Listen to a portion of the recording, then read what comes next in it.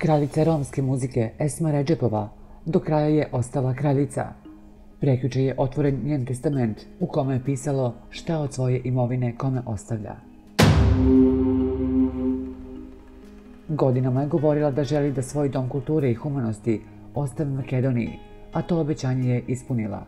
Prekjuče je otvoren testament u kome jasno stoji da svu svoju imovinu podaruje državi. Esma je mnogo voljela Makedoniju i Makedonija je voljela Esmu. Svuda po svetu, u svim intervjuima je pominjala Makedoniju. U srcu je nosila makedonsku pesmu, dušu i misao.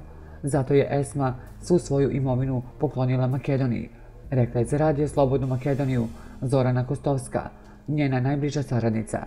Esma Redžepova umrla je 11. decembra prošle godine nakon kratkog bolovanja.